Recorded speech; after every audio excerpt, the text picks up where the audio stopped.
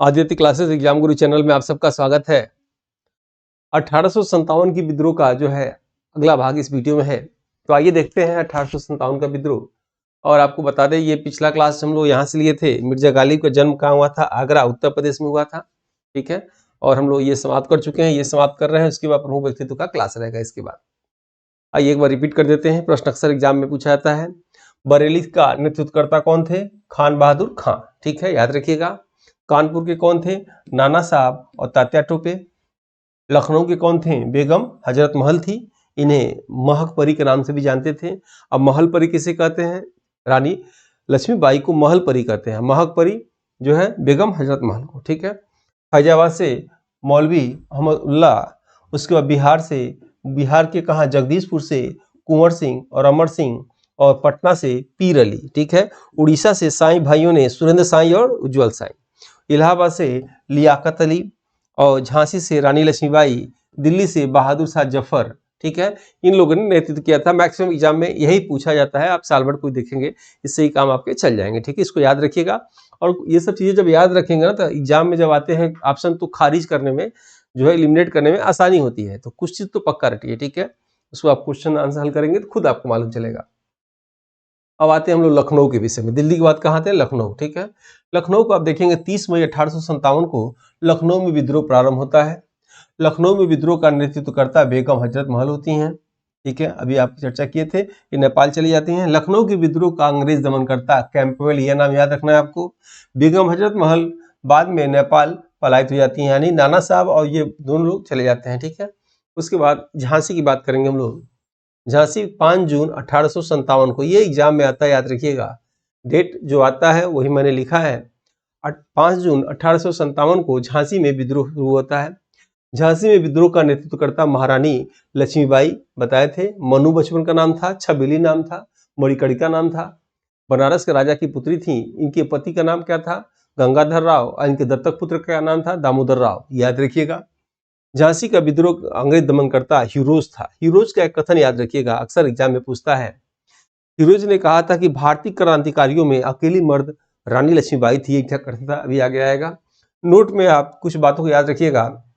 रानी लक्ष्मीबाई के अन्य नाम मनु, अभी चर्चा किया, छबीली, मणिकर्णिका था, जो बनारस के राजा की पुत्री थी। ठीक है, झांसी के राजा गंगाधर राव, ठीक है, की मृत्यु के बाद शासिका महारानी लक्ष्मीबाई बनती हैं। ठीक है, महारानी लक्ष्मीबाई के दत्तक पुत्र का नाम दामोदर राव है। वनडे ज्ञान में पूछा हुआ है, इसीलिए हमने यहाँ चर्चा कर दिया। हीरोज का कथन था, ये कथन आपको याद रखना है। किसका? हीरोज का, कि भारतीय क्रांतिकारियों में अकेली मर्द रानी लक्ष्मीबाई थी। ठीक है, उसके बाद महारानी लक्ष्मीबाई को उपाधि महल परी। ठीक है, लक्ष्मीबाई की उपाधि क्या? महल परी। अब बेगम हजरत महल की उपाधि क्या था? महक परी। ठीक है, नेक्स्ट आते हैं हम लोग कानपुर। कानपुर याद रखिएगा, बिठूर में विद्रोह का नेतृत्व करता नाना साहब और तात्या टोपे द्वारा हुआ। कानपुर में विद्रोह का कारण नाना साहब का अंग्रेजों ने पेंशन को बंद कर दिया था। याद रखिएगा, ये एनुअली पेंशन पाते थे जिसको अंग्रेजों ने बंद कर दिया था, इस कारण से किए थे। कानपुर की 2 घटना महत्वपूर्ण है, याद रखिएगा। एक सत्ती चौरा पूछता है, एक चौरी चौरा है, वो कहाँ है? गोरखपुर डिस्ट्रिक्ट के में पड़ता है। और ये सत्ती चौड़ा कहाँ है? ये कानपुर में पड़ता है। ठीक है, उसके बाद विद्रोहियों द्वारा, देखिए सत्ती चौड़ा में अंग्रेज अधिकारी सर व्हीलर को जिंदा जला दिया गया। और बीबीगढ़ याद रखिएगा, बीबीगढ़ में अंग्रेजों के बच्चों और महिलाओं को बंदी बना लिया गया था। 2 स्थान याद रखिएगा। नोट में आप जरूर याद रखिएगा, ये इंपॉर्टेंट है, पूछता है। नाना साहब का वास्तविक नाम घोदू पंडित था, पूछा हुआ है। और तात्या टोपे का वास्तविक नाम रामचंद्र पांडुरंग था। नाना साहब इस घटना के बाद नेपाल जाकर छिप जाते हैं और वहीं उनकी मृत्यु हो जाती है। और तात्या टोपे को अंग्रेजों द्वारा फांसी दे दिया जाता है। अब हम लोग पढ़ेंगे फैजाबाद के विषय में, देखेंगे। फैजाबाद में विद्रोह का नेतृत्व करता मौलवी अहमदुल्ला शाह थे। याद रखिएगा, फैजाबाद के विद्रोह का अंग्रेज दमन करता कैंपबेल थे। मौलवी अहमदुल्ला शाह द्वारा इस विद्रोह में जिहाद का नारा दिया गया। पूछता है कि 1857 की क्रांति में कहाँ पे जिहाद का नारा दिया गया? तो क्या आंसर होगा आपका? फैजाबाद। ठीक है, उसके बाद मौलवी अहमदुल्ला शाह को गिरफ्तार करने के लिए 50,000 का इनाम, नगद इनाम का घोषणा अंग्रेजों द्वारा किया गया था। ये भी पूछेगा कि किस जगह जो है नेतृत्वकर्ता को पकड़ने के लिए धनराशि इनाम जो है घोषणा किया गया था 50,000 अंग्रेजों द्वारा। तो आप क्या बताएंगे? फैजाबाद। ठीक है, इलाहाबाद के विषय में आते हैं हम लोग। इलाहाबाद में विद्रोह का नेतृत्वकर्ता मौलवी लियाकत अली ये थे। इलाहाबाद के विद्रोह का अंग्रेज दमनकर्ता कर्नल नील थे और इस विद्रोह में अत्यधिक क्रूरता का परिचय अंग्रेजों द्वारा दिया गया। अत्यधिक क्रूरता का परिचय मतलब क्या कि खुलेआम फांसी दे दी गई और जो है जो आप कह सकते हैं वो गाय के चमड़े का, सूअर के चमड़े का वो बना हुआ था कंबल, वो दिया जाता ओढ़ने के लिए। तो ये सब चीजें थी, तो क्रूरता दिया गया था। फिर बिहार के विषय में आएंगे हम लोग। बिहार में विद्रोह का केंद्र जगदीशपुर था, ठीक है। और बिहार में विद्रोह के नेतृत्वकर्ता कुंवर सिंह थे और बाद में इनके पुत्र अमर सिंह हुए, ठीक है। तो बिहार के विद्रोह का अंग्रेज दमनकर्ता सर विंसेंट टेलर और आयरकूट थे। नोट याद रखिएगा, 1857 में बिहार में कुंवर सिंह को गोली लगी, झंडे के नीचे वह शहीद हो गए, ठीक है। विद्रोह के असफलता के कारण 2-3 पॉइंट और हम लोग पढ़ेंगे इसमें आगे। विद्रोह के असफलता के कारण क्या थे और विद्रोह का जो असफल हुआ इसका परिणाम क्या निकलता है, इस विषय में जानेंगे, ठीक है। वीडियो जो लोग लाइक न किए हैं लाइक कर लीजिए, वीडियो ऐसा मिलता रहे आपको तो सब्सक्राइब कर लीजिए। और जो लोग कोर्स को परचेज कर चुके हैं व्हाट्सएप ग्रुप बनाया गया था, आप इस नंबर पे अपना नाम लिख भेजिएगा, आपको उसमें जोड़ दिया जाएगा, ठीक है। डेट बता दीजिएगा कब आप जुड़े थे। विद्रोह की असफलता के कारण, विद्रोह में की असफलता के कारण निम्नलिखित हैं 4 कारण नोट करिएगा। ग्वालियर, कश्मीर, ग्वालियर, भोपाल, हैदराबाद के रियासत शासकों ने साथ नहीं दिया था, इसीलिए असफल रहा। इस विद्रोह में योग्य नेतृत्व का अभाव भी असफलता का प्रमुख कारण था। इस विद्रोह में शिक्षित वर्ग ने अपना समर्थन नहीं किया था और 1857 के में सीमित साधन होने के कारण भी खुलकर जनता द्वारा समर्थन नहीं मिल पाया था। अब क्या देखेंगे जो इंपॉर्टेंट है, जो अक्सर आता है, 1857 की विद्रोह के परिणाम स्वरूप महत्वपूर्ण तथ्य क्या परिणाम निकलता है वो देखा जाए।